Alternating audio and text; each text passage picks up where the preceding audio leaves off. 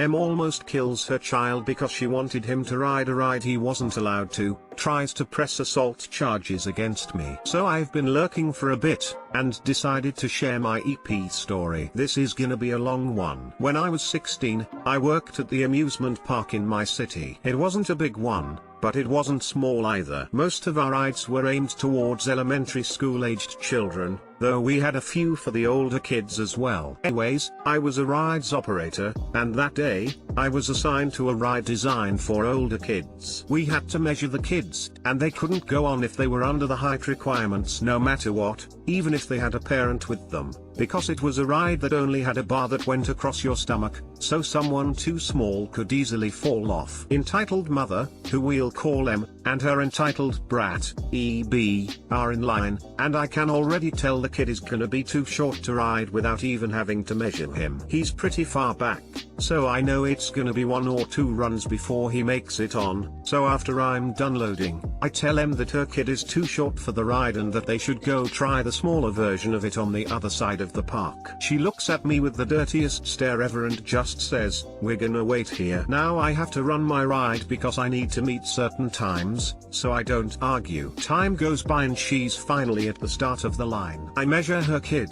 and of course he's like 6 inches shorter than the height requirements. Me, "I'm sorry mom, but your child is too short to ride this ride. Would recommend going over to the smaller version near the entrance of the park though." EM, "No, it's fine, I'm with him, I'll hold him." She tries to shove me out of the way, but I'm standing my ground. Me, "I'm really sorry mom, but we don't allow people under the height limit to ride this ride. The safeties we have on it just won't hold someone too small, and your kid could fall off." She then asks to speak to my manager. I get asked that quite a lot by EPs, so I give them a call and tell her to wait on the side while I load my ride. She gets very offended, saying that she shouldn't have to wait longer for her kid to ride this ride because I couldn't do my job, and at this point I just kinda ignore her and move on. Ride runs, my team lead gets there and talks with her. He tells her that he's really sorry but that I'm right, her child can't ride this ride. Now at this point EB is throwing a tantrum, and I mean,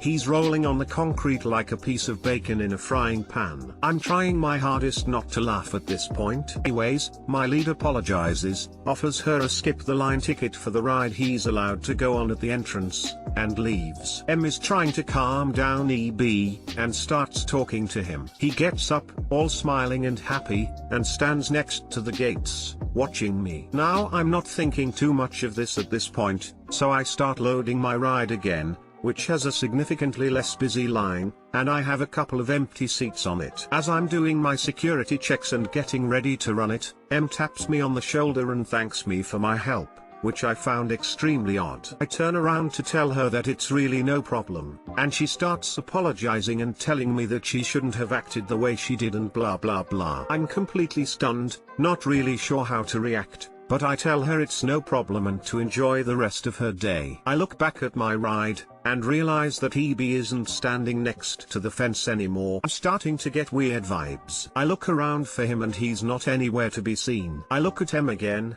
who has her phone out with her camera pointing at the ride, and that's when I knew. I take my keys out the ride, and start walking towards it. It's kind of a swing type of thing so I couldn't see the back from where I was standing, but I knew butternut well EB had snuck on. M starts panicking, asking me what I'm doing and why I'm not running the ride. Completely ignore her and walk to the back of the ride, and lo and behold, EB is sitting there, and almost butternut himself when he sees me walking towards him. He didn't have the bar properly locked at all, and would have flown right out as soon as I started the ride. Now, I am mad, and I mean mad. I mean I could have gone to jail for manslaughter right here and there. I just look at him, and very sternly tell him to get off my ride. He tells me he can't and he needs help, which is fair. I mean I don't even know how he managed to get on in the first place, but I grab him and put him down, and he starts sprinting towards his mom crying. As he's running, he trips and falls down on his face. When he gets up his nose is all bloody and his knees are skinned, which is when I knew I was completely and utterly coconut. M starts screaming like a banshee at the sight. As I'm running towards the kid to make sure he's not dead and to help him up,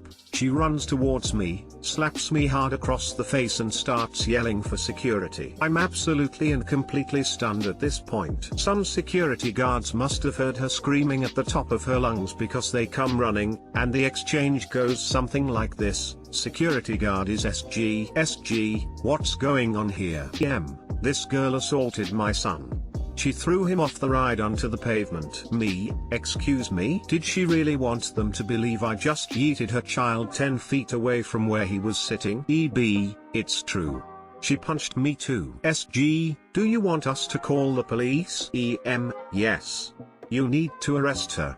She's mentally unstable. I'm just dumbfounded at this point. A lead gets to the ride and asks what the hell is going on, and I tell him everything that happened in between sobs. There's one thing M forgot to take into account though. There were like 15 people on the ride who saw everything. So they tell the police and the security guards and my lead and everyone else what happened, and M quickly realized her error, as she just started running with her kid into as soon as she saw people asking the other guests questions. They caught her pretty quickly, and I pressed assault charges against her. Needless to say, I handed in my resignation that same day. Edited because of some spelling errors. She was willing to risk her child's life for a stinking ride, but was upset when a brat tripped. Unreal. What a horror of a parent. I have so many more horror stories from my time working there. My favorite and most terrifying one would have to be when a dad tried to drop his infant from 8 feet in the air into my arms because the kid was crying. Amusement parks are most definitely not the happiest places on earth. So I was the kid that would constantly get lost at amusement parks, and I can tell you, the employees mean the best. They always tried to help, even when I was a crying mess and running because I was scared. Rolling on the concrete like a piece of bacon in a frying pan. This line alone just made my day. And GT, I'll hold him. Imagine being so entitled that you don't think the fundamental laws of physics apply to you. What the coconut? You and your supervisor both said that her child could die. And she was like, just go around back and don't even secure yourself properly, it's all good. My friend's cheesecake are offensive to M. So, basic information, me and my best friends were in a beach, just chilling. One thing I need to inform is that my best friend is on the big-breasted side of the spectrum. So, like any big-breasted woman, bikinis are a nightmare to her. She always is stared at, and that makes she really uncomfortable. Now to the story. Me and her were in a more secluded part of the beach. We had swam and we decided to sit a bit. When we come back to our chairs, a family has settled down near us. The mom was in her late 30s and the dad was in his early 50s. They had a child with them, a 9-ish years old boy. We didn't pay mind to them, we just sit on our chairs and talked for a bit. I noticed the dad of the family looking at my friend but paid no mind. I decide to pick something to drink. There was a bar nearby. I asked my friend if she wanted something, she asked me for a lemonade. I go to the bar and say the M coming near me. I waited in the line, until M comes to talk to me. M, entitled mother me, a unicorn. EM, hi, I saw that you and your friend are nearby me and my family. I just nodded to her. I think your friend is really beautiful, but she is showing too much cleavage. I looked at her, trying to think what to respond to this. Me, well, she can't be faulted for being born with big butternut, can her? She looked at me like she was expecting me to agree with her. M, well, she could not use a bikini that small, she said with a somewhat annoyed voice. Me, she can do whatever she wants, lady. She become red at that. I don't think that this woman has ever heard someone disagree with her before. M, she is looking like a banana. My child will be traumatized.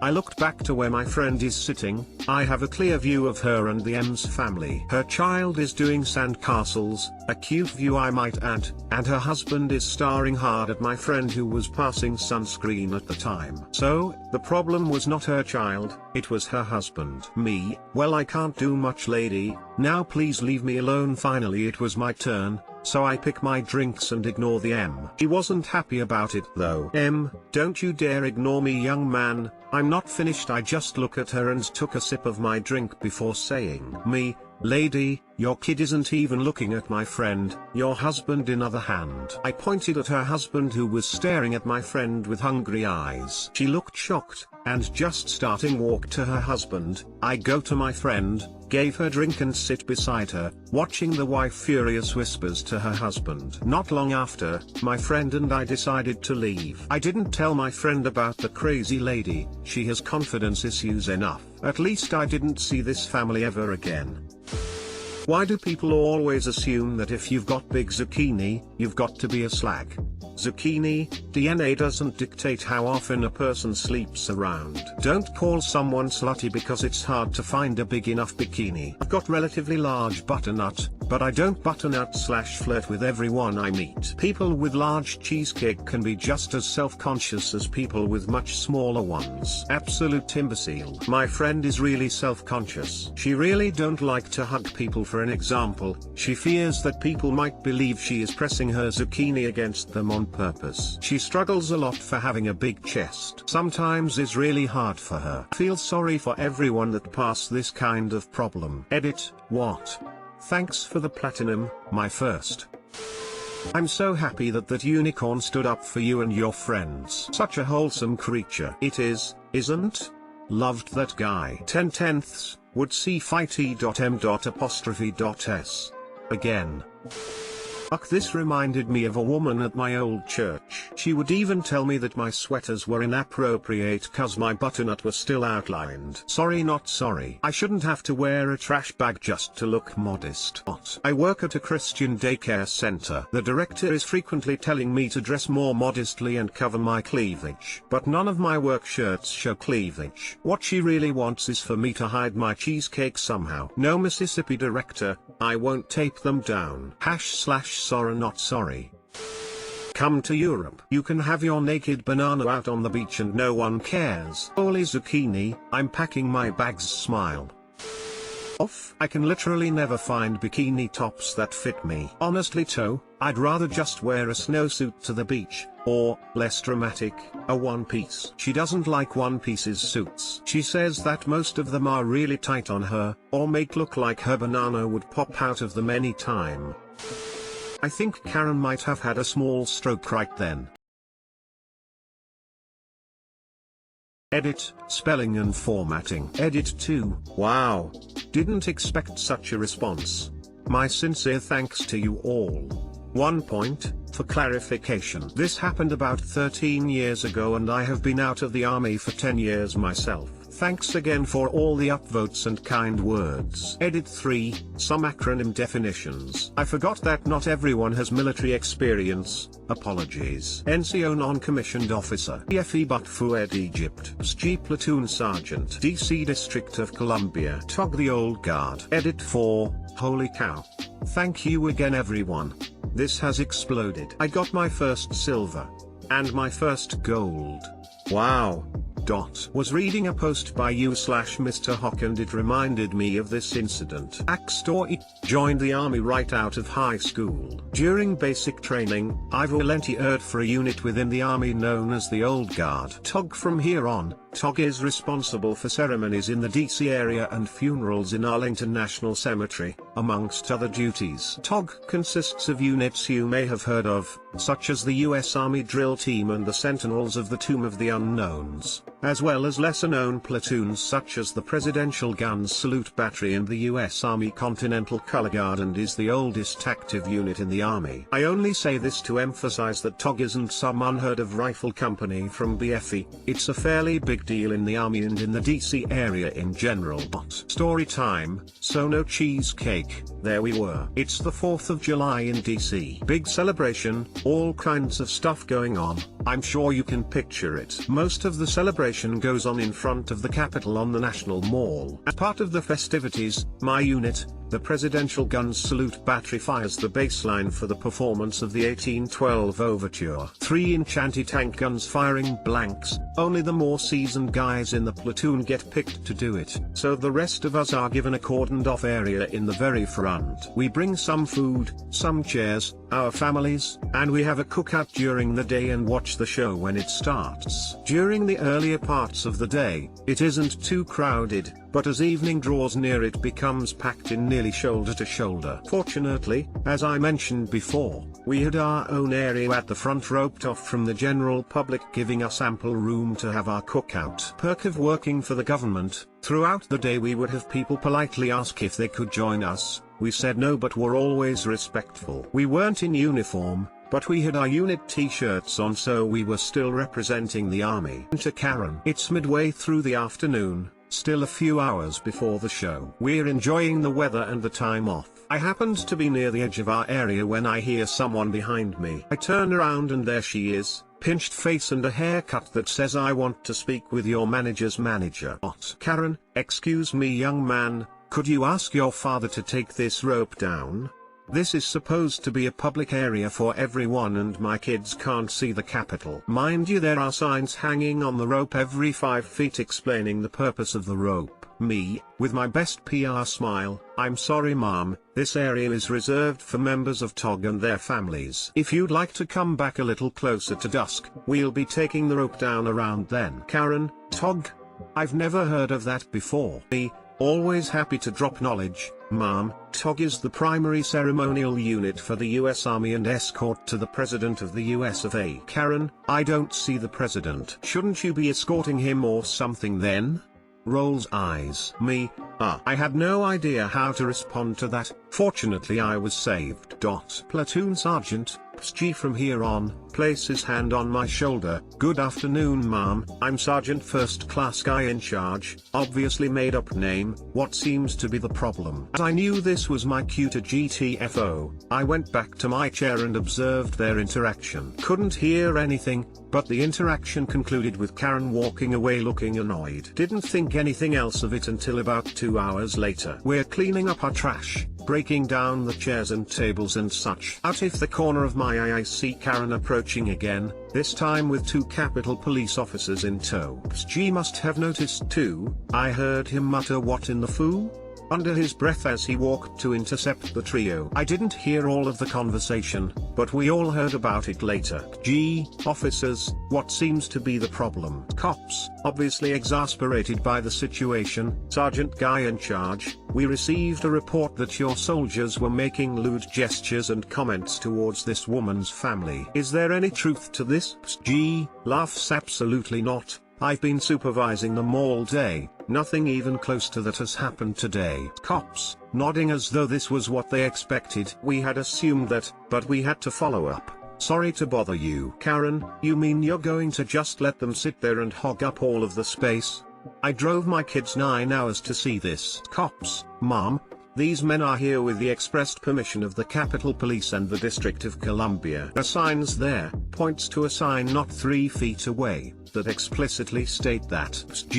Trying to defuse the situation. Mom, we're cleaning up our area right now. As soon as we are done we will be removing the rope to let everyone in. If you can be patient and wait, we can get you and your family right up front here in about 20 minutes. Karen proceeded to stare at them, much like a cow stares at an incoming train. Then she spun around and walked away without another word. We think it's all over. We go back to what we were doing. We were wrong. Just finishing up, taking the ropes off of the pylons and stacking the pylons in the arms of another dude in the platoon. Out of nowhere, here comes Karen, trailed by her 4 children and obviously stressed spouse. I'm assuming spouse, could have been boyfriend or baby daddy. It's about time. Get out of my way.